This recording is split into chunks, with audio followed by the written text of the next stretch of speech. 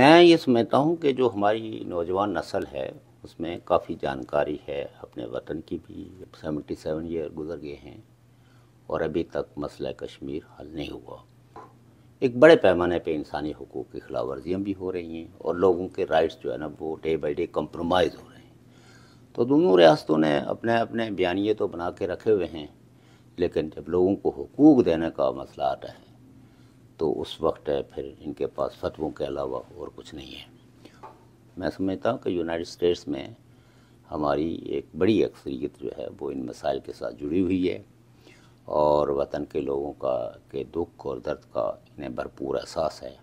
क्या आप ये समझते हैं कि ये लोग अब अपने मफादात के चक्रों से या उन मफादात टोले के चक्रों से निकल चुके हैं? सोशल मीडिया का बड़ा अहम रोल है। डायस्पोरा कश्मीरी में ये सहूलत ज़्यादा है उनको, और जानकारी भी है। जहाँ कहीं भी बैठते हैं लोग अपने वतन के हवाले से डिस्कस करते हैं। एक एक्टिविज़म भी है, तो इसमें तो डे बाई डे यहाँ इजाफा हुआ है। और तो उस मायदे की खिलाफ वर्जी करते हुए पाकिस्तान ने इन्वेट किया रियासत जम्मू कश्मीर में। इस रियासत जम्मू कश्मीर के पुश्तनी दर्जा अव्वल शहरी थे। नंबर 1 हमारा वतन जो है वो यूनाइट था और उसमें किसी का कब्ज़ा नहीं था, किसी को, और जो गैर रियासती किसी का कोई कब्ज़ा नहीं था। किसी न किसी हद तक मौजूद थी। पॉलिटिकल पार्टियों का वजूद ही इस बात की अलामत है कि आपके पास है कुछ कहने के लिए कुछ आज़ादी है। तो और हमारा तो जो किंग था उसने तो नारा ही ये लगाया था कि मेरा मज़हब जो है वो इंसानियत है। रियासत के क़याम के बाद इर्रिस्पेक्टिव ऑफ आवर फेथ हम सब लोग उस रियासत के साझे वारिस बने। कोई ये नहीं है कि हिंदू को कोई सुपीरियरिटी हासिल हो गई और मुसलमान को कोई इन्फीरियरिटी हासिल हो गई। तो अगर उसको जबरन तकसीम न किया जाता तो आज हमारी रियासत जो है वो बहुत बेहतर होती। और 100 साल तक उसने लोगों की कफ़ालत करके ये भी बता दिया कि पाकिस्तान या हिंदुस्तान के रहमो करम पे तो रियासत नहीं थी। इनके क़याम से पहले भी रियासत के लोग अपने खुद नसारी, खुद अतमादी और खुद अतबारी की बुनियाद पे एक निज़ाम चला रहे थे। उस वक्त जो ट्राइबल्स थे वो माल लूट लूट के ट्रकों से ला के तो डंप करते थे एबटाबाद में। ये बहुत सारा जो प्रोपेगेंडा किया गया है उसमें उन्होंने हक़ाइक़ को छुपाने की कोशिश की है।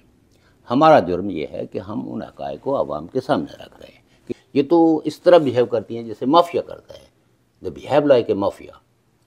और ये बिल्कुल एक एस्टेब्लिश फैक्ट है। आज जो फैज़ अमीन जो है वो तो जिस किसी के घर पे डाका डालना हो 4 आदमी भेज देता था, सामान उठा के, जेवर उठा के। यानी एक ISI का चीफ आज क्या केस भुगत रहा है कि एक अमीर आदमी के घर में घुस के उसका सारा सामान और उसका सारा जेवर उठा के ले दिया। और एक Pakistan should behave like a nation state. खुद काबज़ होके तो दूसरे काबज़ के लिए बंदूक मेरे कंधे पे रखते हैं तो मैं ये बंदूक उठाने के लिए तैयार नहीं हूँ। जिन्होंने उठाया तो उन्होंने कश्मीरी के 2 लाख इंसानों को जो है ना मरवाया और हर घर तबाही और बर्बादी का निशाना बनाया। हर कश्मीरी जो है वो जिनेवा कन्वेंशन को क्वालिफाई करता है, इसलिए कि आज़ाद कश्मीर के जो हालात हैं, मतलब यह है कि ये कोई पाकिस्तान से कोई दुश्मनी नहीं है, ये वो हक़ाइक़ हैं। अगर इन हक़ाइक़ को नहीं बयान करेंगे तो हमारी नस्ल जो है वो इस तरह लगता है कि 1947 के बाद हमारी माओं ने सिर्फ परदेसी बच्चे पैदा किए।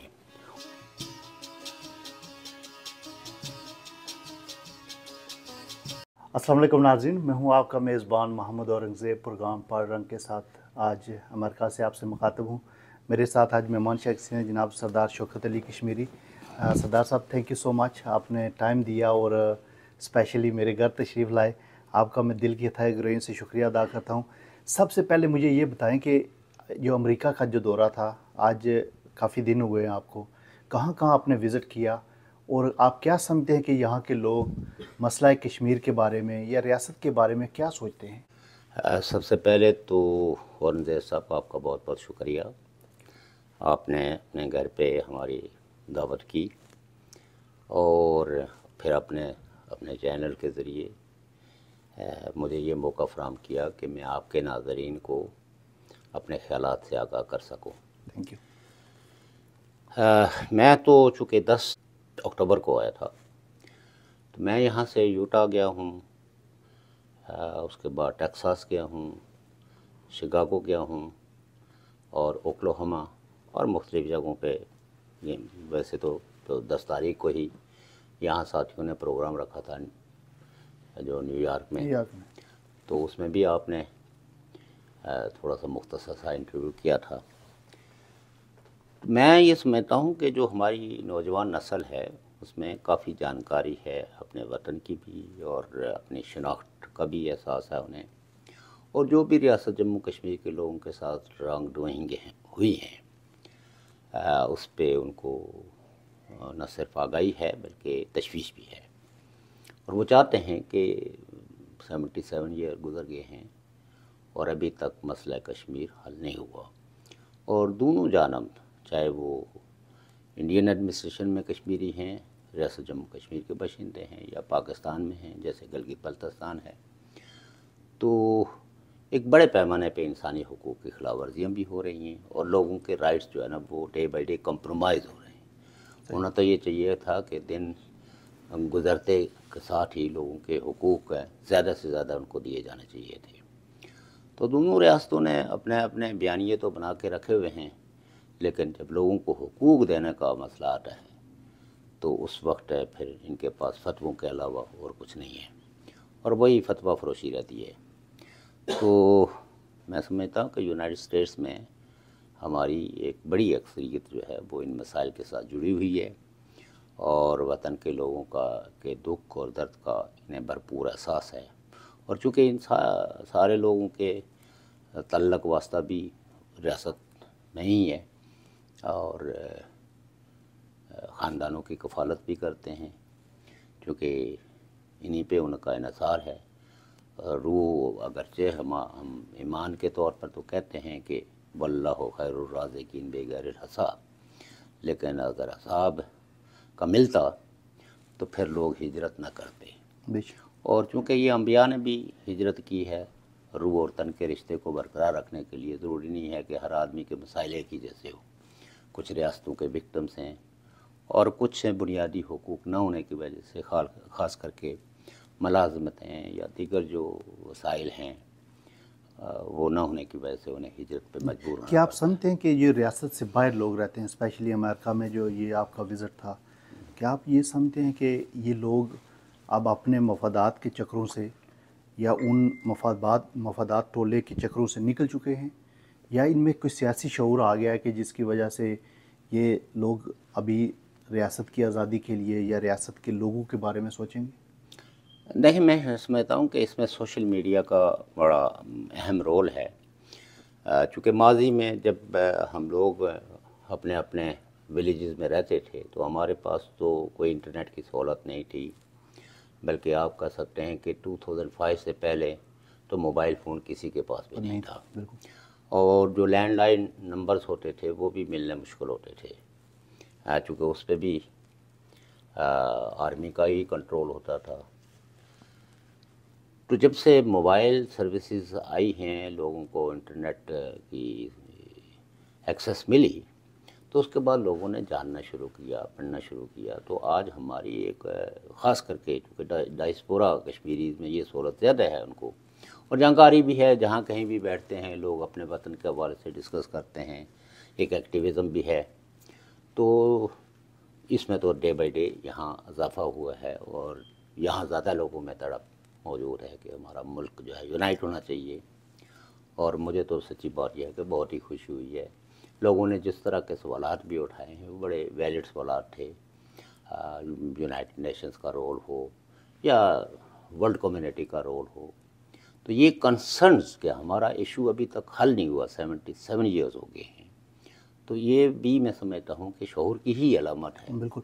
अच्छा, मुझे ये बताएं कि अभी बहुत सारे हमारे लोग सवाल करते हैं कि ये जो रियासत की आज़ादी लोगों को नहीं मिली गुज़श्ता 78 ईयर से, इसमें किसका कसूर ज़्यादा है? क्योंकि हम तो समझते हैं कि दोनों मुल्कों ने कब्ज़ा किया है, और इसमें कौन रुकावट ज़्यादा है कि इस आज़ादी की जो तहरीक है इसको कामयाब भी नहीं होने दिया गया, इसको अपने तौर पे भी उसको हल करने की कोशिश नहीं की गई? किस इंडिया और पाकिस्तान को आप जब कंपेयर करते हैं तो किसका ज़्यादा जो है ना आज़ादी की राह में रुकावट कौन सा मुल्क है? देखिए, ये कहना तो ज़रा थोड़ा मुश्किल होगा, जब तक कि हमें जो ब्रिटिश इंडिया की तकसीम और फिर यूएन की रेजोल्यूशंस की कम्प्लीटली जानकारी ना हो। लेकिन एक हकीकत तो अगर मनशब्स है कि पाकिस्तान ने सबसे पहले इन्वेड किया, स्टैंड स्टिल एग्रीमेंट किया। रियासत का आप कह सकते हैं कि पाकिस्तान के क़याम के बाद जो पहला माहिदा सरकारी सतह पे हुआ वो रियासत जम्मू कश्मीर का और पाकिस्तान का हुआ, जिसे स्टैंड स्टिल एग्रीमेंट कहते हैं। उर्दू में उसको बाज़ दफ़ा लोग जो है वो माहिदा जूं कटूं भी कहते हैं। तो उस माहिदे की खिलाफ वर्जी करते हुए पाकिस्तान ने इन्वेड किया रियासत जम्मू कश्मीर में, जबकि महाराजा ने तो जो स्टैंड स्टिल एग्रीमेंट था तो उसमें हर तरह की गारंटीज़ की थी कि रियासत जम्मू कश्मीर की सरजमीन पाकिस्तान के ख़िलाफ़ कभी इस्तेमाल नहीं होगी, दरियाओं के बहाव को हम कोई ऐसा नहीं करेंगे, जो माजी की तरह जैसे तल्लुकात हैं उसी तरह कायम दायम रहेंगे और रसूल रसाइल की हमारी जानब से कोई रुकावट नहीं आएगी। और पाकिस्तान ने भी वाइस वर्सा यही कहा। लेकिन पाकिस्तान ने जो है वो सारे रसूल रसाइल के रास्ते भी बंद कर दिए यूनिलेटरली। और फिर जॉर्ज कनिंघम जो गवर्नर खैबर पख्तूनख्वा थे, उस वक्त तो खैबर पख्तूनख्वा नहीं कहा जाता था, उस वक्त नॉर्थ वेस्ट फ्रंटियर प्रोविंस कहा जाता था उसे।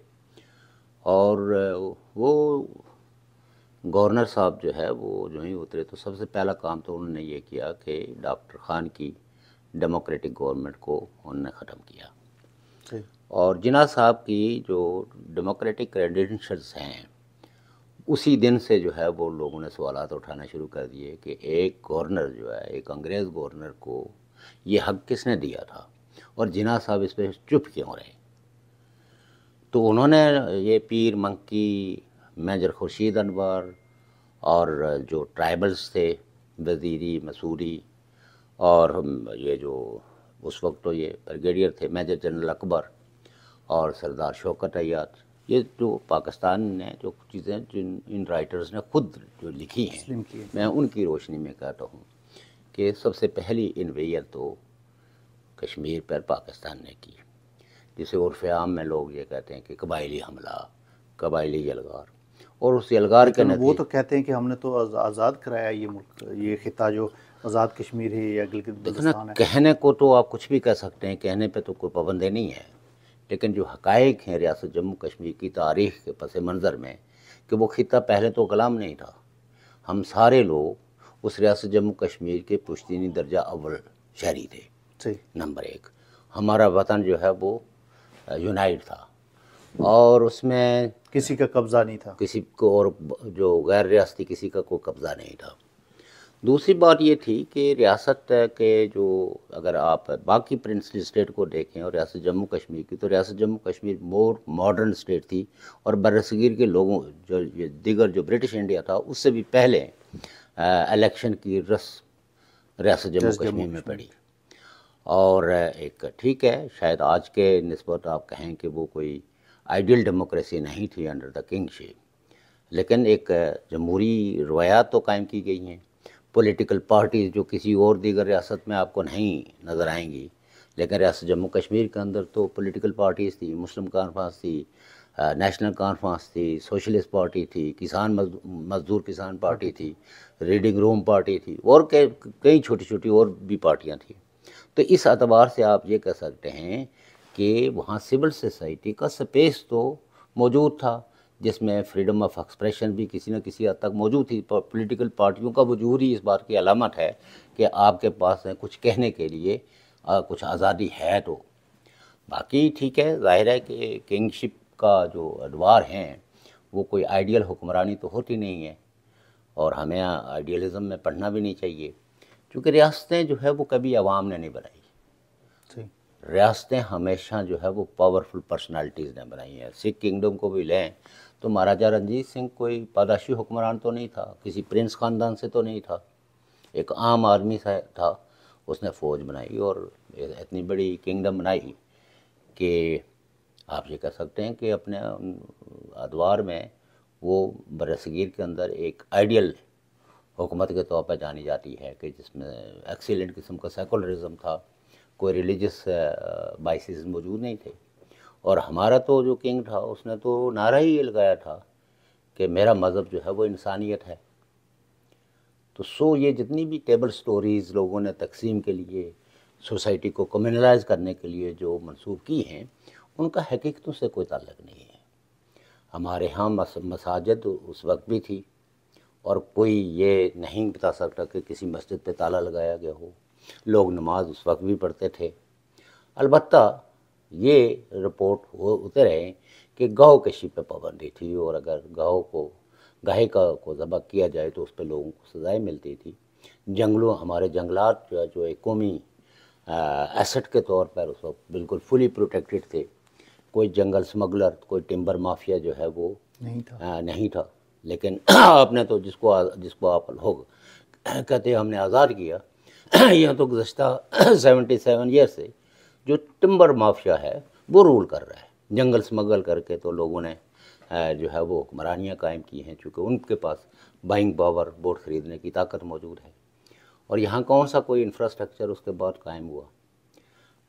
सो दैट ये है कि ये जो लोगों का ये तसव्वुर है, फिर कन्फ्यूजन जो है वो इतने हमारी तारीख़ के अंदर पैदा किए गए कि आज भी ये बहस हर सोसाइटी और हर फ़र्द के साथ मौजूद है कि रियासत जम्मू कश्मीर का यौम तहफ़्फ़ुज़ बनाया जाए या न बनाया जाए। चूँकि हमने ही ये लुक़मा किसी ने हमारे मुंह में दिया और हम सब लोगों ने उठ के तकरीरें की कि हम तो भेड़ बकरियों की तरह ख़रीद लिए गए। वेयर एज़ के हम उससे पहले किस रियासत के शहरी थे, हमारे पास क्या टाइटलमेंट थी, तो उस रियासत के क़याम के बाद इर्रिस्पेक्टिव ऑफ आवर फेथ हम सब लोग उस रियासत के साझे वारिस बने। कोई ये नहीं है कि हिंदू को कोई सुपीरियरिटी हासिल हो गई और मुसलमान को कोई इन्फीरियरिटी हासिल हो गई। तो ये जो टेबल स्टोरीज़ हैं उनका तो हम कुछ नहीं कर सकते, लेकिन जो हकीकतें हैं उन हकीकतों की रोशनी में हम ये कह सकते हैं कि तारीख़ी इर्तिका में रियासत जम्मू कश्मीर के बाशिंदे ने वन स्टेप फॉरवर्ड लिया कि उनकी इंटरनेशनल और एक नेशन स्टेट की बुनियाद रखी गई। अगर उसको जबरन तकसीम न किया जाता तो आज हमारी रियासत जो है वो बहुत बेहतर होती। और 100 साल तक उसने लोगों की कफ़ालत करके ये भी बता दिया कि पाकिस्तान या हिंदुस्तान के रहमो करम पे तो रियासत नहीं थी। इनके क़याम से पहले भी रियासत के लोग अपने खुद नसारी, खुद अतमादी और खुद अतबारी की बुनियाद पे एक निज़ाम चला रहे थे। अच्छा, ये कबायली हमले के बाद जो सिचुएशन पैदा हुई जिसमें दोनों मुल्क यूनाइटेड नेशन में आए, वो मैं उसी तरफ आ रहा था यूनाइटेड नेशंस के पहले। तो ज़ाहिर है कि महाराजा की जो आर्मी थी या स्टेट ऑफ जम्मू कश्मीर की जो आर्मी थी वो न्यूमेरिकली बहुत ही उसकी तादाद कोई 10,000 से नीचे की थी, जिसमें पूरी रियासत की। और स्टेट ज़ाहिर है, आप अगर गिलगित बल्तिस्तान, लद्दाख, ये सारा एरिया देखें तो ये बहुत बड़ा एरिया था। तो जब इतनी बड़ी 60,000 ट्राइबल्स और पाकिस्तान के रेगुलर ट्रूप्स दाखिल हुए तो उसमें एक तो अफवाहों ने भी बहुत अहम रोल अदा किया कि कुछ तो आर्मी के जो लोग थे वो डिज़र्टर हो गए, भाग गए। और चूँकि जब उनको पता चला कि आपके ख़ानदान को लूट लिया गया, मार लिया गया, तो एक तो ये है कि वो फ़ौज भी इंटैक्ट नहीं रह सकी। और दूसरी बड़ी जो वजह रही कि वो अदद में बहुत कम थी और कत्लो गारत गरी इर्रिस्पेक्टिव ऑफ फेथ। लेकिन मेजॉरिटी टारगेट तो रिलीजियस मिनॉरिटीज़ थी, चाहे वो ये पलंदरी साइड से देखें या आप मुजफ्फराबाद साइड से देखें, तो हर जगह जो है वो टारगेट हुआ जो रिलीजियस मिनॉरिटीज़ थी, ख़ास करके हिंदू, सिख और दूसरे मज़ाहिब की। और कई ख़वातीन को तो, और ये तो अब तो तस्वीरें भी लोगों ने छापी हैं कि अफ़गान उस वक्त जो ट्राइबल्स थे वो माल लूट के ट्रकों से ला के तो डंप करते थे एबटाबाद में। और कई लोग तो यही कहते हैं कि नहीं जी, हम तो फतह कर लेते अगर ये जो है इस लूट मार में मसरूफ़ न होते। तो जब ज़ाहिर है कि बीइंग ए रूलर्स वो उसने देखा कि भाई लोग मर रहे हैं और मैं इस पोजीशन में नहीं हूँ कि अपने लोगों की जान, माल और उनकी ज़िंदगियों का तहफ़्फ़ुज़ कर सकूँ। तो देन उसने, चूँकि लॉर्ड माउंटबेटन की 2 हैसियतें थी, एक तो वो ताज बरतानिया का नुमाइंदा था, वो असराय था, और दूसरा जो है वो इंडिया का गवर्नर जनरल था। तो जब उसने चिट्ठी लिखी महाराजा ने, तो उसने कहा कि वो मायदे जो ताज बरतानिया के साथ स्टेट ऑफ जम्मू कश्मीर के थे वो तो ख़त्म हो गए, अब आप हैं इंडिपेंडेंट। लिहाजा आपको अगर कोई मिलिट्री हेल्प की कोई दरख्वास्त करनी है तो आपको गवर्नमेंट ऑफ इंडिया को करनी होगी। तो गवर्नमेंट ऑफ इंडिया ने उनको कंडीशन लगाई कि भाई चूँकि आपका और हमारा कोई मायदा नहीं है, अनटिल एंड अनलेस कि आप ट्रीटी ऑफ एक्सेशन नहीं करते तो हम अपनी आर्मी नहीं भेज सकते। तो लोगों की ज़िंदगियों की खातर ही was compelled to sign a provisional treaty of accession, चूँकि उस वक्त उसके सामने सबसे बड़ा मसला दरपेश था, लोगों की ज़िंदगियों का तहफ़्फ़ुज़।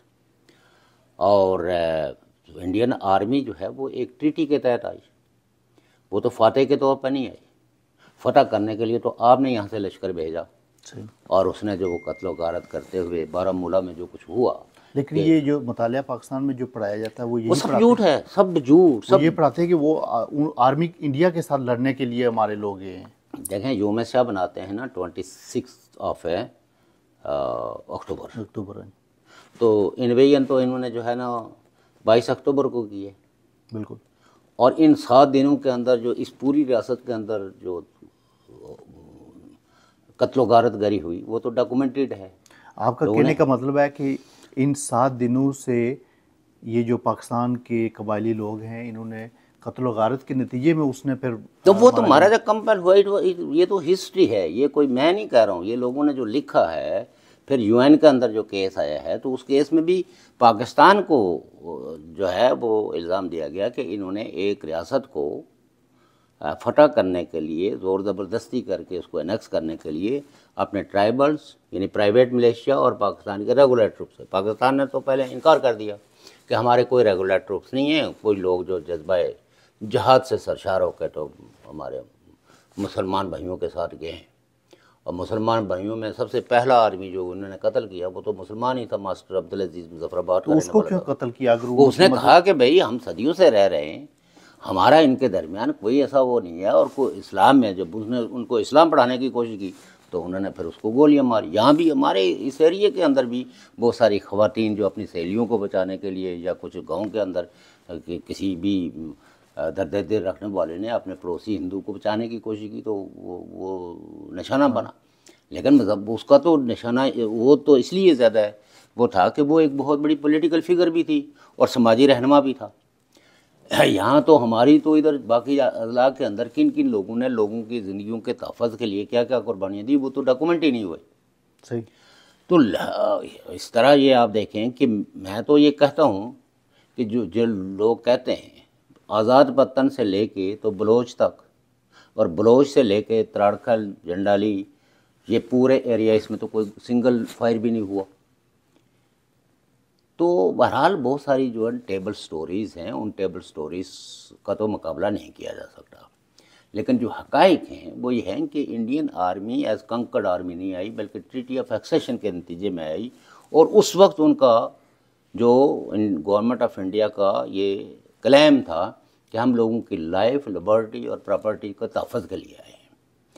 और उनके बानियान की भी जो स्पीचेज़ हैं, जवाहरलाल नेहरू की स्पीचेज़ और दीगर लोगों की भी वो यही थी कि जब भी अमन आमा कायम हो जाएगा, ट्रोडर्स इन्वेडर्स जो है वो वापस रियासत को खाली कर देंगे तो हम लोगों में रेफरेंडम कराएंगे और वो उसमें कश्मीरी अवाम, रियासत जम्मू कश्मीर के अवाम जो कुछ भी चाहते हैं वो उसी के मुताबिक फ़ैसला होगा। अगर वो चाहें इंडिया के साथ रहना चाहें तो वो ट्रीटी ऑफ एक्सेशन के हक़ में देंगे वोट, और अगर उन्होंने इसको रिजेक्ट कर दिया तो रियासत जम्मू कश्मीर हमारी तरफ से जो है वो रियासत जम्मू कश्मीर के मालक, असल मालक तो इस मुल्क के अवाम हैं।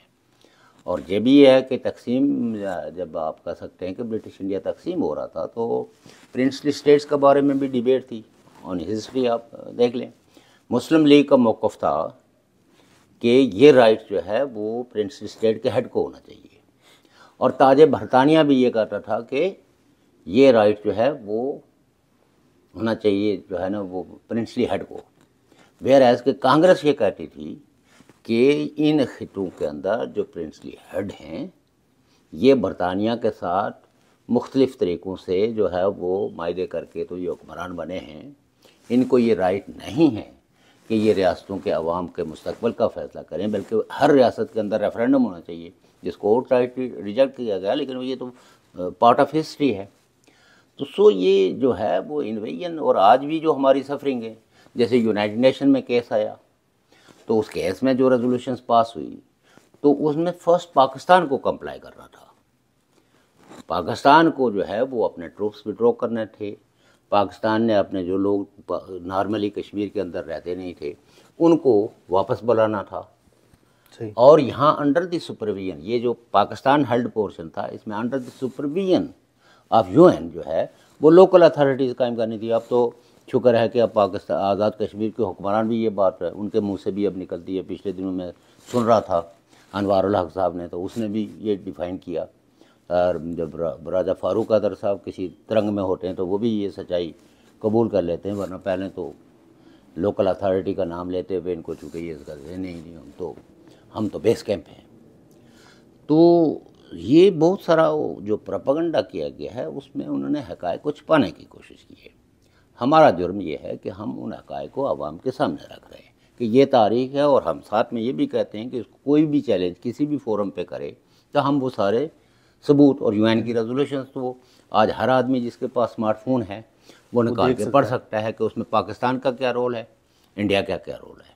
पाकिस्तान का रोल ये है कि इसने सब पहले कंप्लाई करना है रेजोल्यूशन और उसके मुताबिक इस एरिया को विकेट करना है, और इंडिया ने बल्क ऑफ आर्मी विड्रॉ करनी है, और रेस्ट आर्मी जो है वो under the supervision of Srinagar government होगी, और उसका रोल सिर्फ ये है कि लॉ एंड ऑर्डर को मेंटेन करना। अच्छा, ये जो गवर्नमेंट है आज़ाद कश्मीर की, इसका तो कहीं जिक्र नहीं है। यही सबसे बड़ी इंटेलेक्चुअल डिसऑनेस्टी। हमारे बहुत सारे लोग जो यूएन में बैठने के दावे भी करते हैं, वो पता नहीं इस मदानी से कौन सी जो है ना वो लस्सी छेलना चाहते हैं। बहरहाल के डॉक्यूमेंट्स हर कश्मीरी की एक्सेस में हैं। हर पढ़ा लिखा आदमी जिसको अंग्रेज़ी आती है या फ्रेंच पढ़ना जानता है, तो सारे ये डॉक्यूमेंट हर ज़बान में है, सिर्फ उर्दू ज़बान में या हिंदी में नहीं है, फ़ारसी में नहीं है, लेकिन वो अरबी में भी अवेलेबल हैं। जो यूएन की ऑफिशियल लैंग्वेजेज़ हैं उन सारी लैंग्वेजेज़ में ये डॉक्यूमेंट्स मौजूद हैं, और उसमें आज़ाद कश्मीर का सिर्फ ये है, वो भी इस पोर्शन में कि पाकिस्तान हेल्ड पोर्शन में under the supervision of UN local authorities कायम की जाएगी। और जब ये रिपोर्ट कर देगी श्रीनगर गवर्नमेंट कि अब सारे इन्वेडर्स जो है ना निकल गए हैं, तो देन यूएन जो है वो प्लेबिसाइट ऑफिसर मुकर्रर करेगी और प्लेबिसाइट कराएगी, और ये जो मर्ज करेगी इसको भी बाकी स्टेट्स के साथ with the passage of time के, ताकि यहाँ लोग जो है वो वापस रीयूनिफाई कंफर्टेबली हों। कोई मतलब चूँकि उस वक्त ख़तरा यही था कि जिन लोगों के घर बार यहाँ लूटे गए या मारे गए, कत्ल हुए, तो कहीं रिवेंज के तौर पर वो फिर इस तरह कोई, तो इसलिए यूएन ने ये तदबीर दी थी कि भाई इसको फौरी तौर पर रीयूनिफाई नहीं करना है, बल्कि यहाँ हमारी सुपरविजन में, यूएन की सुपरविजन में एक लोकल अथॉरिटी कायम होगी, और जब इंश्योर कर दिया जाएगा तो उसके बाद जो है वो हम अगले मरहले के लिए प्लेबिसाइट ऑफिसर मुकर्रर करेंगे और फिर सारी रियासत यूनिफाई हो जाएगी। जी शौकत साहब, इस पे अमल क्यों नहीं हुआ? इसमें अमल देखें, कुछ तो आप कह सकते हैं कि एक ग्रेटर गेम थी। अगर आप ये देखें कि पाकिस्तान के क़याम के मकासद में एक बड़ा मकसद है जो ताज बरतानिया का था, उसको कोई मुसलमानों से कोई प्यार और मोहब्बत नहीं था, बल्कि उसने तो जब इंडिया फतह किया, ब्रिटिश इंडिया कायम किया, तो उस वक्त तो उसने हिंदू से खिताब करते हुए ये कहा कि हमने आपको मुसलमानों की ग़ुलामी से निजात दिलाई। और आज भी आरएसएस और इस तरह की दाएं बाजू की पार्टियां जो है वो उसको एक सेवियर के तौर पर लेते हैं। सही। कि हमें मुसलमानों से इन्होंने निजात दिलाई, चूँकि उस वक्त मुसलमान हुक्मरान थे। सही। बहरहाल के अगर उस वक्त की मुसलमान हुकूमतों की पोस्टों पर देखें तो आपको सिख मिलेंगे, आपको हिंदू मिलेंगे, और जो सबसे बड़े फातहीन थे उनमें जो है वो बड़े बड़े हिंदू आर्मी ऑफिसर्स थे। सही। तो ये उस वक्त तो डिवीजन इन्होंने ये इस मज़हबी कम्युनल बुनियादों पे की कि ताकि मुसलमान और हिंदू ये आपस में लड़ें, हमें ना छेड़ें। जब पाकिस्तान बना तो उस वक्त आ चूँकि 1917 में जो सोवियत यूनियन में रेवोल्यूशन आ गया, कम्युनिस्ट रेवोल्यूशन, और फिर आपको पता ही है पहली जंग अज़ीम हुई और दूसरी जंग अज़ीम हुई।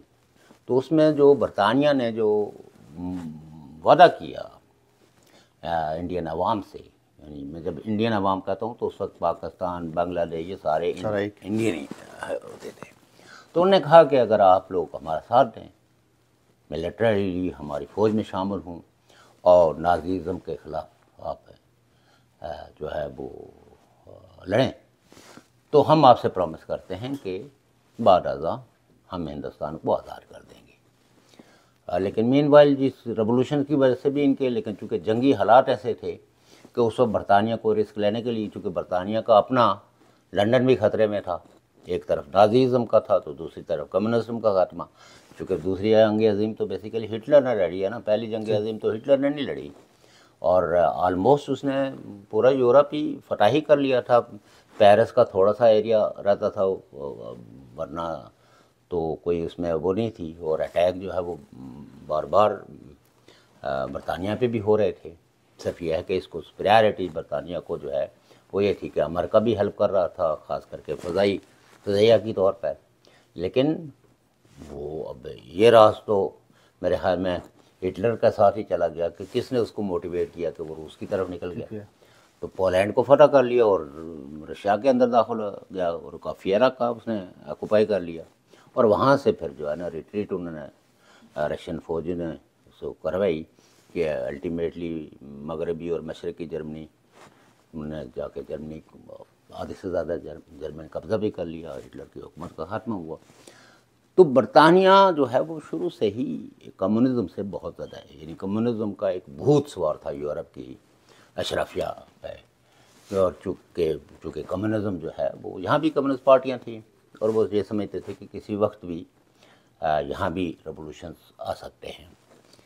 तो लिहाजा उन्होंने जो है ना फ्रंट जो है वो खोले बरसगीर के अंदर भी। अब चूँकि कांग्रेस जो थी वो सोशलिस्ट आइडियल्स की थी और उसने फॉरेन पॉलिसी के तौर पर नॉन अलाइंड बना लिया, लेकिन करीबी तल्लुकात जो है उनके चाइना के साथ और रशिया के साथ, यानी सोवियत यूनियन के साथ भी थे। और कम्युनिस्ट ब्लॉक के में इंडिया को एक बड़ा स्पेस था। पाकिस्तान सीटों और सेंटों में जो है ना 50 की दहाई में शामिल हो गया। तो जब उस वक्त ये हुआ तो इनके हाथ में एक ब्लैकमेलिंग का टूल आ गया, मसला कश्मीर, यानी कॉलोनियल पावर्स के पास, कि अगर ये मसला हल हो जाए तो फिर तो हमारा डायरेक्ट इन्फ्लुएंस ना पाकिस्तान पे रहेगा ना इंडिया पे रहेगा। सही। तो लिहाजा इन्होंने उस मसले को एक यानी आप कह सकते हैं कोल्ड स्टोरेज में रख दिया। और अब यह है कि पाकिस्तान जो है वो फ्रंटलाइन स्टेट बन गई और इंडिया डिफेंसिव स्टेट बन गई। और कश्मीर में जहाँ जहाँ भी फ़ौजें खड़ी थी वो फ़ौजें, बल्कि आज भी आप ये देखें कि तमाम तर दावों के बावजूद वो जो बरतानिया लगा, जहाँ से सीज़फायर बरतानिया ने कराया, एक तो यूएन ने करवाया ना, लेकिन उससे पहले जो वज़ीर आज़म थे लेबर पार्टी के मिस्टर एटली, तो उन्होंने तो इंडिया को थ्रेट किया था कि अगर आप जंग बंद नहीं करते तो मुझे जो है वो अपनी फ़ौजें रवाना करनी पड़ेंगी पाकिस्तान के डिफेंस में। चूँकि रिट्रीट होते होते, चूँकि ये तो सारे बारामूला से आगे पहुँचे हुए थे, तो ये पुशबैक होते होते गालिब इम्कान ये था, बल्कि मीरपुर के लिए तो मशहूर था कि वो किसी उनको आर्डर आ गया, वरना तो मीरपुर तो खाली हो गया था और मीरपुर पे इजीली कब्ज़ा किया जा सकता था। ये तो जितने भी हिस्टोरियंस हैं उन्होंने लिखा है। लेकिन वो जब उनको आर्डर हुआ कि आप 20 किलोमीटर, तो ये यूएन ने तो नहीं कहा था उनको, यूएन तो कहता था जिस जगह आप खड़े हैं वही स्टॉप हो जाए, आगे ना बढ़े। ये बरतानिया था जिसने हिंदुस्तान को कहा था कि आप पाकिस्तान की इंटरनेशनल बाउंड्री से 20 किलोमीटर रियासत जम्मू कश्मीर के हिस्से से पीछे चले जाएं, और चले गए। और यही वजह है कि इंडिया के अंदर आज भी बड़ी बहसें होती हैं कि भाई उस वक्त के हुक्मरान ने ये किया तो उस वक्त के हुक्मरान ने। लेकिन जाहिर है कि उस वक्त के लोग जो है वो जो बानियान थे, नेहरू था और दीगर लोग थे, वो ये नहीं चाहते थे कि जंग एक्सटेंड हो। और शायद उस वक्त उनका आलमी इदारों पे ये भरोसा भी था कि वो कोई फैसला कर लेंगे, तो इन रेजोल्यूशन से कर दी। लेकिन उसके बाद उन रेजोल्यूशन को एग्जीक्यूट करने के बजाय फिर दूसरे मौजू पे अब हो गए। और स्लोली वहाँ भी bureaucracy, Indian bureaucracy, Pakistani bureaucracy, उन्होंने कहा जो जो इलाके हमारे पास हैं वो उनको सूट करते थे, क्योंकि वहाँ टूरिज़म ज़्यादा था, रिसोर्सेज ज़्यादा थे, इंडस्ट्रियल इंफ्रास्ट्रक्चर पहले से मौजूद था। तो इधर तो ये फैक्ट है कि ये तो जो आज़ाद कश्मीर जिसको आज कहते हैं, ये तो रिमोट एरिया था, इनमें तो इंफ्रास्ट्रक्चर ना होने के बराबर था, लेकिन लोगों का रिलायंस अपनी ज़मीनों पे, अपनी रियासत पे इतना था कि कोई ऐसी कोई रिपोर्ट नहीं आई है इन 100 सालों में कि कोई लोग भूखों मरे हैं। गरीब थे, लेकिन गरीब वो जो है वो पंजाब की निस्बत वो अमीर थे, लेकिन चूँकि आपकी अपनी ज़मीन जो है वो चावल, गंदम, ये सारी फैसिलिटीज़, हम तो चावल और गंदम के बदले पंजाब से चीनी, गुड़ लेते थे या वो नमक लेते थे। वो नमक हमारे लोगों ने इतना खा लिया कि अब वो बाकी तकरीबन फसलें हमारी घर की हो जाती थी। अच्छा, आप पे इल्ज़ाम लगता है जी कि आप रा फंडेड हैं, आपको इंडिया जो फंड करता है, मी एक्शन कमेटी बनी है, उन पे भी यही इल्ज़ाम है कि रा फंडेड हैं या इनको कोई बाहर से सपोर्ट आती है। सन हम पाकिस्तान के बारे में जितनी बातें मैंने अभी की हैं, इनमें से अगर कोई गलत बात है तो आप उसको वो डिफेंड करें, आप कहें कि ये बात ऐसी नहीं, ये ऐसे हैं। सही। आप यूएन का रोल ये नहीं, ये है इंडिया ने मतलब यह है कि पहले अटैक किया, पाकिस्तान ने बाद में किया, इन डिफेंस ऑफ मतलब कश्मीरी किया, तो तब तो मतलब यह कि बात हो सकती है। अब लोग तो यहाँ हर जिना साहब की जो बहन थी मोहतरमा फातिमा जिना, क्या पाकिस्तान ने नहीं वो नहीं कहा उसको आपने पहले वज़ीर आज़म को गोली मार के तो यही मशहूर कर दिया कि जो है ना ये दोबारा पाकिस्तान को इंडिया में शामिल करना चाहता था, तो इसलिए इसका मरना ही बेहतर था। इसके बाद आपने जुल्फ़िकार अली भुट्टो के साथ जो है वो जब इस्लामी सरबराही कॉन्फ्रेंस का चेयरमैन वज़ीर ख़ारजा रहा 15-16 साल, तो आपने फांसी देने के बाद फिर उसका खुतना चेक करते हो। ये है पाकिस्तान की कौम और उसके लोगों की उठाई हुई बात का आप सवाल बना रहे हैं। तो ये हमारे लोगों को थोड़ा सा अपने दिमाग से काम लेना चाहिए और अपनी बात करनी चाहिए। सही। अगर आपका ये ख्याल है तो मैं उस ख्याल की आपको बताता हूँ कि इंडिया को अभी मेरी तो ज़रूरत नहीं पड़ी, क्यों? इसलिए कि उनकी अपनी फॉरेन मिनिस्ट्री भी है, उनकी आर्मी भी है, उनके इदारे भी हैं। तो मैं जो कुछ तारीख़ के तनाज़र में जो कोई स्टेटों का रोल है उसको एग्ज़ामिन करता हूँ। सही। और ये मैं ही नहीं करता हूँ, पाकिस्तान के बहुत सारे जो इंटेलेक्चुअल्स हैं, डॉक्टर इश्तियाक साहब जो जिनकी पाकिस्तान पे जिनको एक अथॉरिटी मानी जाती है, परवेज़ हुड भाई हैं जो इल्म व दानिश में अपना हम असर कोई नहीं रखते, और भी कई लोग हैं और बहुत सारे जर्नलिस्ट भी हैं जो बहुत अच्छी तहकीक है उनकी। कई लोगों की तो वैसे सुनी सुनाई बातें ही होती हैं, जैसे कुछ लोग कहते हैं कि वो जी जिस वक्त 5 अगस्त 2019 में जो इंडिया ने किया तो इमरान खान को पैसे दे के ये किया। भाई मतलब यह है कि इंडिया को इमरान खान की जेब में कोई जो है वो कश्मीर था कि इमरान खान को पैसे दे के भत्ता देना था। ये कोई मतलब यह है कि वो वही मुल्क का प्राइम मिनिस्टर है यार, वो कोई गली का गुंडा थोड़ा ही है कि उसको पैसे दे के ज़रा कह दिया हो कि तो ज़रा हमें रास्ता हो जाए। तो ये पाकिस्तानियों की हमाकतों को तो हम क्या कहेंगे, परंपराएं क्या हैं कि आप अपने ही वज़ीर आज़म को फांसी देने के बाद फिर उसका खुतना चेक करते हो। और इमरान खान आज प्रोसिक्यूशन फेस कर रहा है फॉर व्हाट? और आप आइन में आज तो उस ओरिजिनल आइन ही नहीं रहा है। 18वीं तरमीम की आपने, तो 18वीं तरमीम में आप सूबों को ज़्यादा अख्तियार दिए हो जी, मरकज़ कमज़ोर हो गया, मरकज़ गरीब हो गया। अब उसको रोल बैक करके आप 27वीं तरमीम, पहले 26 तरमीम है जिससे पूरी जुडिशरी का आपने होलिया बिगाड़ा। अब 27वीं तरमीम ला रहे हैं कि जिसमें आर्मी का एक असर्टिव रोल, और वो जो पहले अख्तियार होता था आर्मी चीफ की तैनाती का, वो अब प्राइम मिनिस्टर के पास नहीं रहेगा। एक इलेक्टेड जो रियासत का जो नुमाइंदा है, अब सदर में और उसमें क्या फ़र्क होता है? वो तो दोनों मतलब ये कि डेमोक्रेसी के दोनों पहिए हैं। सही। तो ये सब चीज़ें जो कुछ पाकिस्तान में हुई हैं, और आज एक है वो आदमी जो कल तक प्राइम मिनिस्टर था आपका, और आपने उसको बनाने में आपने उसके लिए सारे रास्ते हमवार किए, आपने सारी पॉलिटिकल पार्टीज़ को डंडे के ज़ोर पे उनको इलेक्शन से विड्रॉ कराया, कई एमएलएज़ को किडनैप करके एमएनएज़ को तो उनको कागजात दाखिल नहीं करने दिए। तो आज उस प्राइम मिनिस्टर का कोई नाम ले ले तो आप उसको गद्दार, यहूदियों का एजेंट और पता नहीं क्या नाम ले ही नहीं सकते। और 100 जो पीटीआई के लोग हैं वो जेलों में पड़े हुए हैं और मिलिट्री कोर्ट से, तो कहते हैं वो लॉ ऑफ नेचर है। जब उनके दौर में मिलिट्री कोर्ट्स सज़ाएं दे रहे थे ह्यूमन राइट्स डिफेंडर्स को, अदरीस खटक एक बहुत बड़ा ह्यूमन राइट्स एक्टिविस्ट था, ज़माने तालिब इल्म में कराची यूनिवर्सिटी में वो हमारा क्लास फेलो भी था और बहुत रिनाउंड तरक्की पसंद और अपने ह्यूमन राइट्स कमीशन का वो मेंबर था। तो उसको उठा के तो मिलिट्री कोर्ट से आपने, और एक दफ़ा भी प्राइम मिनिस्टर साहब ने ये नहीं कहा कि भाई यहाँ रूल ऑफ लॉ है, ये इतने जज हैं जिनकी हम खरबों रुपये इन पे खर्च करते हैं, तो इनके पास कोई अगर हकायक हैं तो पेश करो इनसे। बिल्कुल।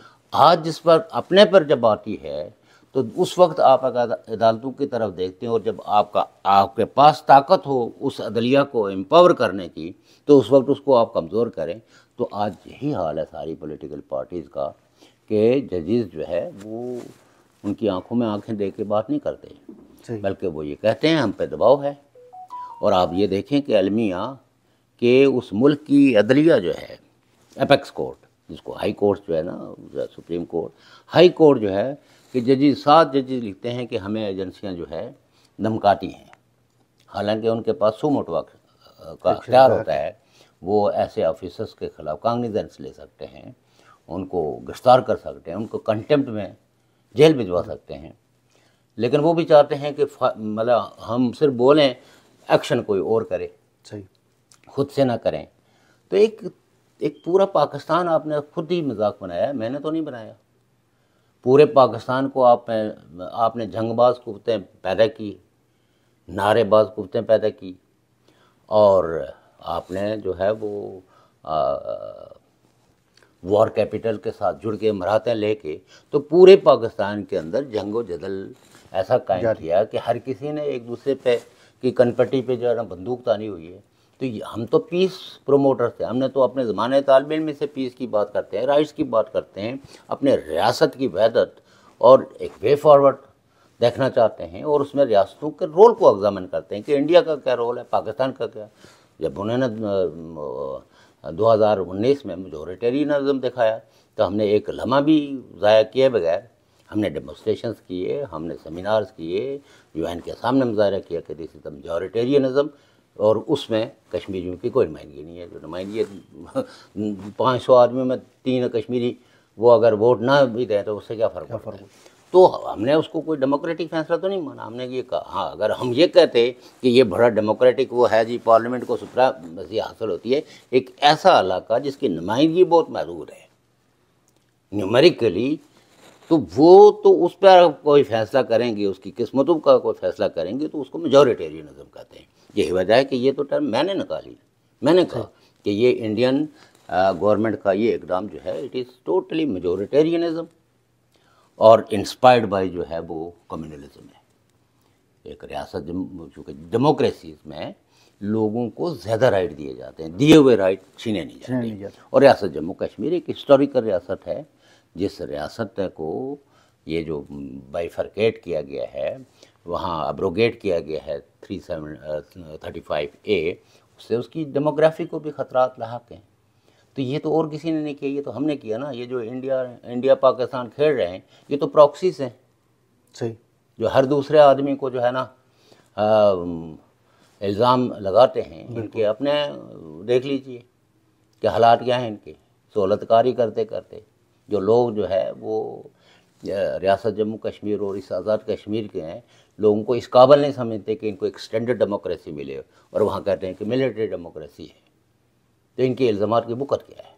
बिल्कुल बिल्कुल 100%। अच्छा शौकत साहब, मुझे ये बताएं कि जो आज़ाद कश्मीर का खिता है और गिलगित बल्तिस्तान का, क्या ये वक्त नहीं आ गया कि पाकिस्तान को अपनी गलतियों को सुधार के इसको एक आज़ाद रियासत डिक्लेयर किया जाए?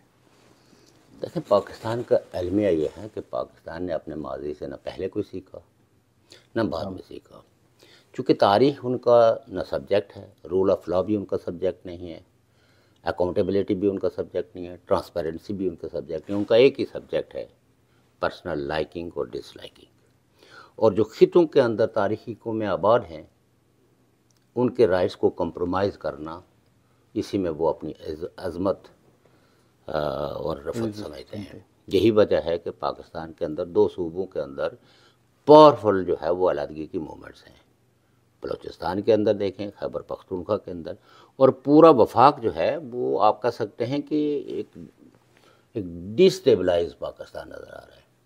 आज सिर्फ एक IMF की एक किस्त की पूरे पाकिस्तान मार है कि अगर वो किस्त बंद कर दी जाए तो ये अपने मुलाजमीन को, सरकारी मुलाजमीन को, ब्यूरोक्रेसी को तनख्वाह देने के काबिल नहीं रहेंगे।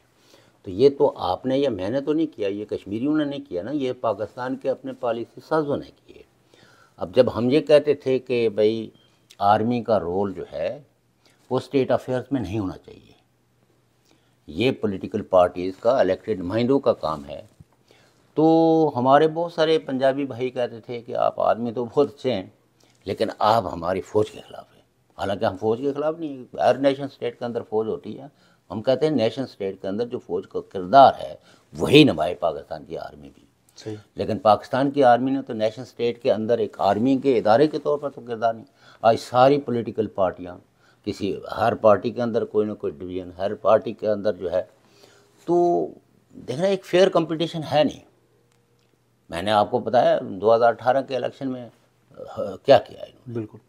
और वो जो केस जिसमें नवाज शरीफ को इन्होंने डिस्क्वालीफाई किया, पानामा, तो उसमें तो कोई 300 लोगों के नाम थे और 300 नामों में एक आदमी को विक्टिम बनाना था जिसने आर्मी को सिर्फ इतना कहा कि भाई हम दुनिया को क्या मुँह दिखाएं, जिस चोर चक्के को, गुंडे को हम पकड़ते हैं, आप आ जाते हैं उसको छुड़ाने के लिए।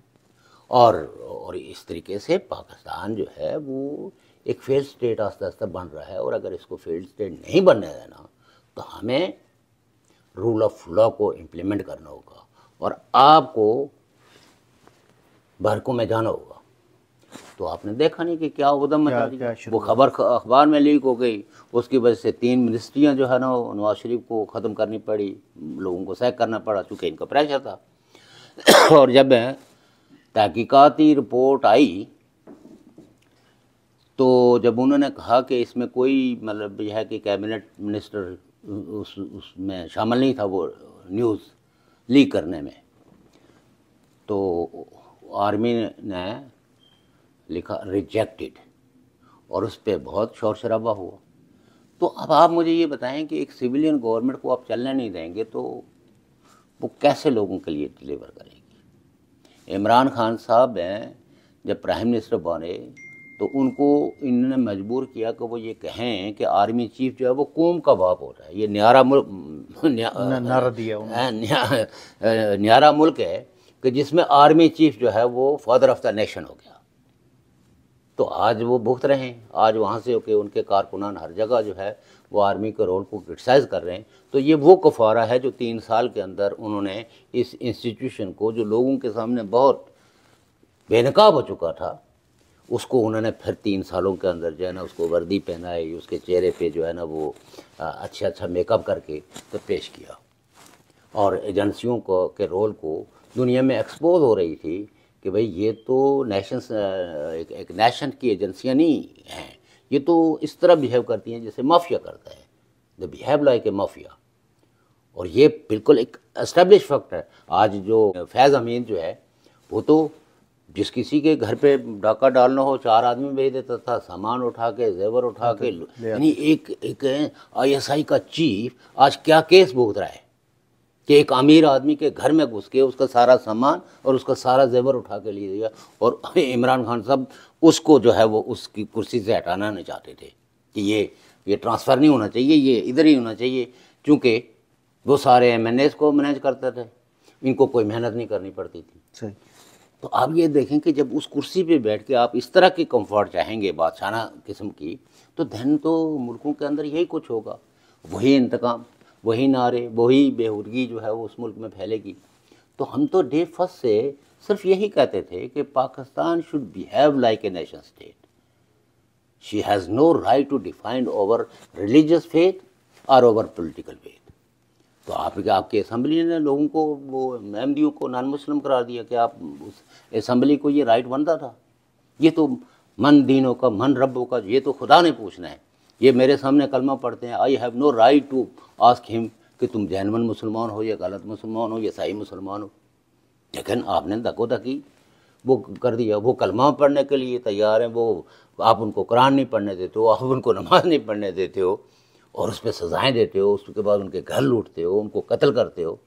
तो ये नेशन स्टेट होती है भाई। अकीदे का इख्तलाफ है तो ये तो रब ने कहा ना, ये फैसले आपने नमाजें पढ़ी, दिखावे के लिए पढ़ी या मेरे लिए पढ़ी, इसकी सज़ा और जज़ा तो मैं दूंगा।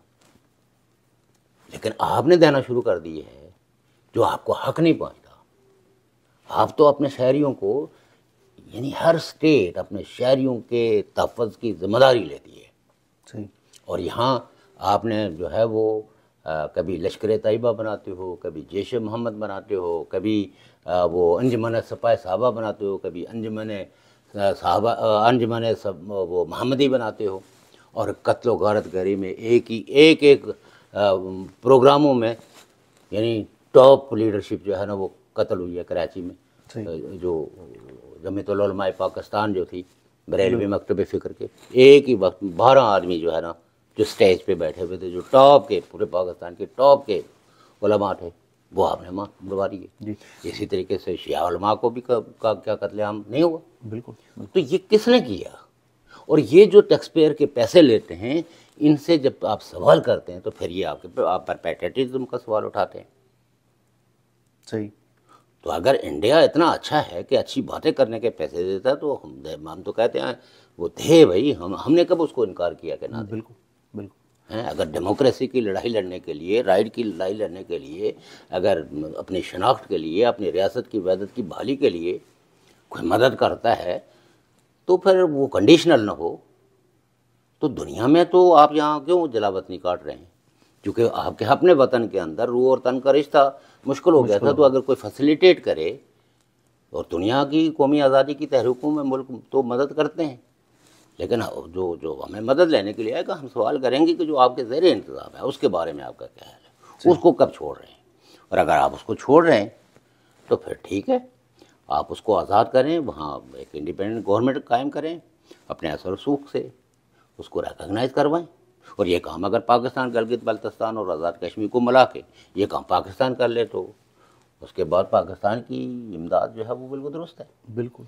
लेकिन खुद काबज़ होके तो दूसरे काबज़ के लिए बंदूक मेरे कंधे पे रखते हैं, तो मैं ये बंदूक उठाने के लिए तैयार नहीं हूँ। जिन्होंने उठाया तो उन्होंने कश्मीरी के 2 लाख इंसानों को जो है ना मरवाया, और हर घर तबाही और बर्बादी का निशाना बनाया।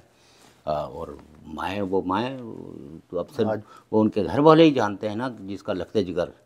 अभी दो नौजवान जो है जरनोश और जबरान दिन दहाड़े कत्ल कर दिए गए, और एसपी भी प्रेस कॉन्फ्रेंस कर रहा है, डीएसपी भी प्रेस कॉन्फ्रेंस कर रहा है, आईजी भी, डीआईजी भी, कि ये बहुत बड़ा रावला कोर्ट में कोई धमाका करने वाले थे, हमने मार दिया। गिरफ्तार आपने एक बच्चे को मुजफ्फराबाद यूनिवर्सिटी से उठाया और दूसरे को जो है ना उसकी ब्लैकमेलिंग में गिरफ्तार करके आपने मार के तो वहाँ रावला कोर्ट पे लगा सीन क्रिएट करना चाहते थे।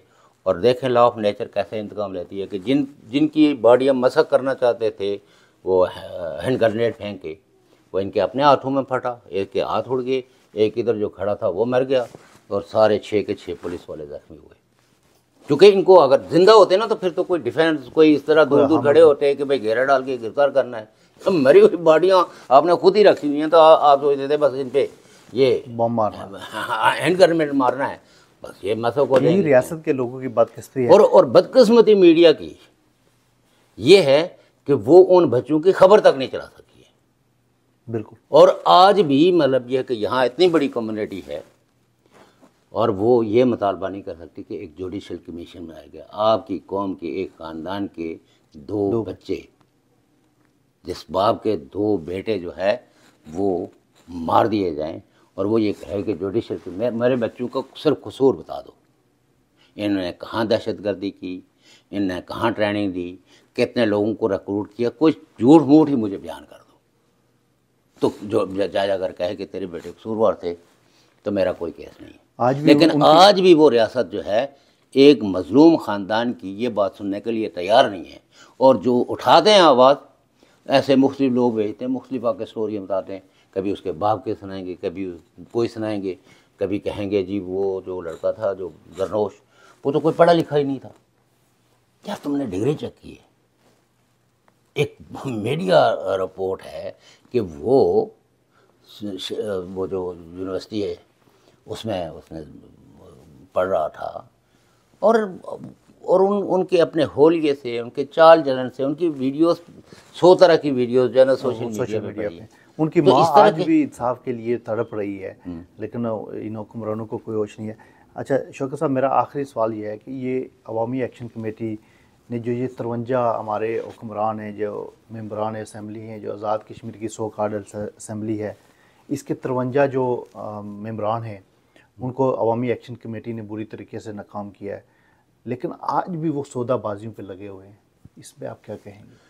देखिए बात यह है ना, ये तो 53 जो है ना ये फिगर्स हैं, ये ना चूँकि लेजिस्लेशन तो इनके अख्तियार में नहीं है, चूँकि एक्ट 74 की ना तो कोई क्लास एमेंड हो सकती है और ना ही उसको कोई बेसिक राइट्स के ज़ुमरे में ला के ख़त्म करके कोई नई कॉर्पोरेट कर सकती है। शेड्यूल्स जितने भी 3 शेड्यूल्स हैं, उन 3 शेड्यूल्स में हमारा सबसे बड़ा बाख्तियार जो वज़ीर है वो पाकिस्तान का फेडरल मिनिस्टर है, और इस 77 सालों के अंदर आज भी हम लेंट ऑफिसर हमें रूल करते हैं। लेंट का मतलब होता है होदार, क्योंकि हम में ये काबिलियत नहीं है तो हमने बासलाहियत लोग बाहर से लेंट किए हुए हैं। सही, यानी ये मजाक है गवर्नमेंट पाकिस्तान आज़ाद कश्मीर के लोगों से करती है कि तुम में कोई अहलियत नहीं है। तो ये जो 35 हैं ये या 53 हैं, मसला ये है कि ये तो इन्होंने भर्ती किए हुए हैं, नताइज जो है ना वो हमारा आपका कहने का मतलब है अवाम ने सिलेक्ट नहीं यार, किया, आवाम को वोट देखना, नहीं दिए। आवाम को आप ये देखिए ना कि ये आज़ाद कश्मीर अगर सोशो इकनॉमिक कंडीशन के अतबार से इसको एनालाइज किया जाए ना तो ये प्री पार्टी एज का खिता है। ये अब जाके थोड़ा थोड़ा ये प्री हिस्ट्री, पहले तो ये प्री हिस्ट्री एज में था कि हिस्ट्री का भी कॉन्शियसनेस नहीं था, हिस्ट्री का कॉन्शियसनेस आया। अब आगे तो आप कह सकते हैं कि पार्टी एज में अभी दाखिल नहीं हुआ। हम इस्लामाबाद की कुर्सी पे जो बैठा हुआ हो, वहाँ चम्यार बैठा हो या कोई पीर बैठा हो, हम उस कुर्सी को वोट देते हैं। हम अपने नुमाइंदे को वोट नहीं देते, हम नुमाइंदों को मुंतखब नहीं करते, हम इस्लामाबाद की कुर्सी को मुंतखब करते हैं। वहाँ ज़ियाउल हक बैठा होगा तो हम यहाँ उसके किसी चेहते को वोट देंगे। वहाँ नून लीग का कोई बंदा बैठा होगा वज़ीर आज़म, हम आज़ाद कश्मीर में उसको वोट देते हैं।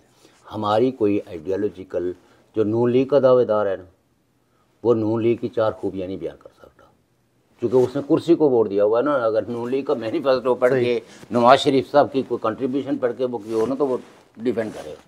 पीटीआई वाले जो हैं वो तो सारे मरीदैन हैं, मरीदों से कोई सवाल नहीं कर रहा, उनके पास 4-5 गालियाँ हैं बड़ी बड़ी हैं, और मरीद पीरों से सवाल नहीं कर सकते। नहीं, पीरों से सवाल भी नहीं करते तो दूसरों को अंगेज भी नहीं कर सकते ना। अंगेज तो आप तब करेंगे कि आपके पास नॉलेज हो, आप अपने लीडर्स के 3 साल हुक्मरानी को डिफ़ाइन करने की पोजीशन में हो। तो डिफ़ाइन वो कहाँ से करेंगे जब वो उस कुर्सी पे बैठा हुआ आदमी सारी पाकिस्तानी कौम को कह रहा है कि आर्मी चीफ आपका बाप होता है, नेशन का बाप होता है। तो आज हैं जब आप इख्तियार से उतर गए तो फौज बहुत बुरी हो गई। हम तो बेफा से कह रहे थे कि फौज का ये रोल, और ये मैं नहीं कहता हूँ बल्कि पाकिस्तान की सारी पॉलिटिकल पार्टीज़ हैं, चाहे वो नवाज शरीफ हूँ, चाहे वो पीपल्स पार्टी हो, जितने भी वहाँ सिविल सोसाइटी थी, और बड़े बल्कि आसमा जहांगीर जो सिविल सोसाइटी की सबसे लाउड वॉइस थी, वो तो कहती थी कि ये डफर हैं, ये आर्मी के जो जनरल्स हैं, दीज आर ऑल डफर्स। और वो जो काजी हुसैन अहमद थे वो ये कहते थे ये कोर कमांडर नहीं है, ये करोड़ कमांडर है। बिल्कुल ठीक है। तो ये ने वो जो बिल्कुल इनका वो होता, आपने आके इनको फिर जो है ना सुर्खी पाउडर भी लगा दिया, इनके चेहरे पे वो क्या कहते हैं मेकअप भी कर लिया, और उस मेकअप के नतीजे में ये फिर दोबारा हो रहा। आज पाकिस्तान का कोई भी नेशनल इंस्टीट्यूशन ऐसा नहीं है जो उनकी कंप्लीटली कंट्रोल में ना हो, और आपकी पूरी असम्बली है जाए, और अब जो नई तरमीमें आ रही हैं तो खुदा खैर करे। ये कोई मतलब ये है कि ये अनडिक्लेयर्ड मार्शल लॉ है पाकिस्तान में, आप इसको तो महसूस करें। इसमें कश्मीरी भी सफ़र कर रहे हैं। तो कश्मीरी तो देखें ना, हम तो इसीलिए पाकिस्तान की जमहूरी तहरीकों को हमने हमेशा से, हम तो कोई नैरो नेशनलिस्ट तो है नहीं, हम तो प्रोग्रेसिव नेशनलिस्ट हैं। हम तो कहते हैं कि पाकिस्तान के अंदर अगर जमहूरियत का पौधा फैले फूलेगा तो उसका इम्पैक्ट जो है उनकी पेरीफेरीज में भी पड़ेगा, गिलगित बल्तिस्तान में भी पड़ेगा, आज़ाद कश्मीर में भी पड़ेगा। पाकिस्तान की जुडिशरी अगर इंडिपेंडेंट होगी तो उसका इम्पैक्ट जो है वो हमारे जजेस पे भी पड़ेगा। अगर पाकिस्तान की जजेस की हालत ये है कि नौकरी ही करनी है तो ये तो उससे भी ज़्यादा मुलाजमत पे उतर आएंगे। बिल्कुल। तो सो दैट मतलब यह कि हमारी सोसाइटी तो बराह रास्त पाकिस्तान की पॉलिटिक्स से, पाकिस्तान की मैशत से हर तरह से मुतासर होती है। इसलिए हम ये कहते हैं कि पाकिस्तान में, और फिर वैसे भी हमारा जब प्रो पीपल एजेंडा है, हम दुनिया भर के लोगों के लिए चाहते हैं कि उन्हें इंसाफ मिले, उनको तरक्की मिले, उनको एक ऐसा सिस्टम ऑफ गवर्नेंस मिले जिसमें जवाबदेही हो, जिसमें ट्रांसपेरेंसी हो। तो पाकिस्तान के लिए भी हम यही ख्वाहिश रखते हैं कि पाकिस्तान के लोगों को फौरी और सस्ता इंसाफ मिले, पाकिस्तान के लोगों को रोज़गार मिले, और ये रूह और तन के रिश्ता को बरकरार रखने के लिए लोगों को किश्तियों पर सवार न होके समुद्रों के मौजों के हवाले हो जाएं। कितने लोग हैं आए दिन मरते हैं, कोई किश्ती उलट गई, मर गए। सिर्फ ये रिस्क की तलाश है ना, कोई यूरोप की मोहब्बत में तो नहीं कोई हिजरत कर रहा है। बिल्कुल। तो और हर आदमी, मैं समझता हूँ कि कश्मीरी तो हर कश्मीरी जो है वो जिनेवा कन्वेंशन को क्वालिफाई करता है, इसलिए कि आज़ाद कश्मीर के जो हालात हैं, अगर ये लोग ना हिजरत करते और ये उनकी कफालत ना करें तो वहाँ तो ज़िंदा रहना मुश्किल हो जाएगा। 25 लाख लोग जो है ना वो अपने वतन से बाहर हैं, तो तब जाके वहाँ घरों की छत जो है ना उस पर टीन पड़ी हुई नज़र आती है, घर नज़र आते हैं। वैसे अगर कोई जाएगा तो कहेंगे क्या बात है जी, कितनी खुशहाली है। लेकिन इंफ्रास्ट्रक्चर को जिस वक्त देखेंगे तो उस वक्त देखेंगे कि इन लोगों पर क्या क़यामत ढाई हुई है पाकिस्तान ने। घरों को देखेंगे तो कहेंगे ये तो पाकिस्तान ने तो इनको कितनी तरक्की दी है। वो हमारे घर देख के लोग जो है ना मीरपुर घूम के आते हैं तो वो कहते हैं ओ ये तो दुनिया का सबसे, लेकिन हकीकत तो ये है कि हमारे लोगों ने माइनस टेम्परेचर में और हाईएस्ट हीट के अंदर भी काम करके तो ये घर पुख्ता किए, अपने बच्चों की पढ़ाई का सामान पैदा किया, अपने बुज़ुर्गों को जो है वो उनको अच्छे कपड़े पहनाए, उनको रोटी, उनकी देखें कि बुनियादी ज़रूरतें पूरी की, सारी ज़रूरतें पूरी की, और हत्ता कि उनको हज कराए, उनको उम्रे करवाए। तो ये सब जो है वो जिनके हलाली बच्चों ने हिजरत की उनकी भलाई के लिए, तो उसके नतीजे में वहाँ ये सब आप तवाज़न देख रहे हैं। अदरवाइज़ तो पाकिस्तान ने वहाँ का कोई वेलफेयर की स्कीम का कि बेरोज़गार नौजवानों को हम कोई अलाउंसेस देंगे, बेरोज़गारी अलाउंस देंगे जब तक इनको नौकरी नहीं मिलती, या उनको खपाने के लिए कोई मनसूबा ही पेश किया। तो मतलब यह है कि ये कोई पाकिस्तान से कोई दुश्मनी नहीं है, ये वो हक़ाइक़ हैं। अगर इन हक़ाइक़ को नहीं बयान करेंगे तो हमारी नस्ल जो है वो इस तरह लगता है कि 1947 के बाद हमारी माओं ने सिर्फ परदेसी बच्चे पैदा किए, और जो इंसान का बच्चा उसको इस दुख को महसूस करना चाहिए। वो जो एजेंसियों के खिलाड़ी हैं ना, उनको इस बात से कोई गर्ज नहीं है कि आप अपने बीवी बच्चों से जुदा हैं या अपने माँ बाप से जुदा हैं, अपने बहन भाइयों की खुशियों में शरीक नहीं हो सकते। ये उसी आदमी को दर्द हो सकता है जो अपने माँ बाप का एहसास रखता है, और ये मैं समझता हूँ कि हर कश्मीरी को ये एहसास रख के अपनी रियासत के लोगों के हुकूक की जंग लड़नी चाहिए। अवामी एक्शन कमेटी ने उनको एक्सपोज किया या वक्त ने उनको एक्सपोज किया, लेकिन चूँकि जब तक के कॉन्स्टिट्यूशनल कंस्ट्रेंट्स हैं, एडमिनिस्ट्रेटिव जो इश्यूज़ हैं वो तो वो रिज़ॉल्व हो जाएंगे अवामी एक्शन कमेटी या आवाम के उस दबाव के नतीजे में। लेकिन जब तक वहाँ कॉन्स्टिट्यूशन में सुधार नहीं आएगा, कोई नया इमरानी माहिदा पाकिस्तान और आज़ाद कश्मीर के दरमियान नहीं होगा, तो ये कुछ होता रहेगा। ये आज एक हाथ से देंगे, दूसरे हाथ से वापस लेंगे, क्योंकि इनकी आदत ही यही है। और ये पाकिस्तान के हुक्मरान जो है और डीप स्टेट सच सुनने की आदी नहीं है। इन्होंने आधा मुल्क गंवा दिया, लेकिन अभी भी डटे हुए हैं। और बलूचिस्तान अब मतलब यह है कि बिल्कुल आज़ादी के धाने पे खड़ा है, आज़ादी के धाने पे खड़ा है, लेकिन फिर भी कहते हैं कि हम वो गनशिप हेलीकॉप्टर से सबको मार देंगे। और अब वो सोचते हैं कि ट्रंप साहब ने हमें दावत क्या खिला दी है कि ट्रम्प साहब ने हम हमें कुछ भी कर सकते हैं। सर्टिफिकेट दे दिया है कि जो है ना आप सब जो मर्जी पाकिस्तानियों को मारो। जी। ऐसा कुछ भी नहीं है। यहाँ की हुक्मरानियाँ आनी जानी हैं, लेकिन रिश्ते जो है वो तो आवाम के साथ जिसके मजबूत होते हैं वही कामयाब होता और वो क्यूबा में आपके पहलू में है, अमेरिका के पहलू में है। तो जिस लीडरशिप ने क्यूबन अवाम का एतमाद रखा है ना, तो बावजूद अमेरिका की नाराज़गी के वो सर्वाइव कर रहे हैं। बिल्कुल। तो ये पाकिस्तान भी सर्वाइव कर सकता है अगर ये अवाम के साथ मोहब्बत करें। जी शौकत साहब, thank you so much, thank आपने यू टाइम जनाब। दिया और ये बड़ी ज़बरदस्त बातें थी आपकी। नाज़रीन, मुझे उम्मीद है कि आप इस पे ज़रूर कमेंट्स भी करेंगे और इनकी जो बातें हैं, इनका जो थाट्स है वो अपने लोगों तक भी पहुंचाएंगे। अल्लाह ताला आपको सलामत रखे और जो रियासत की आज़ादी के लिए स्पेशली हर वक्त सरगर्म रहते हैं आप, अल्लाह ताला आपकी इस कोशिश को, इस मेहनत को कबूल करे। Thank you so much. Thank you जनाब, बहुत नवाजिश।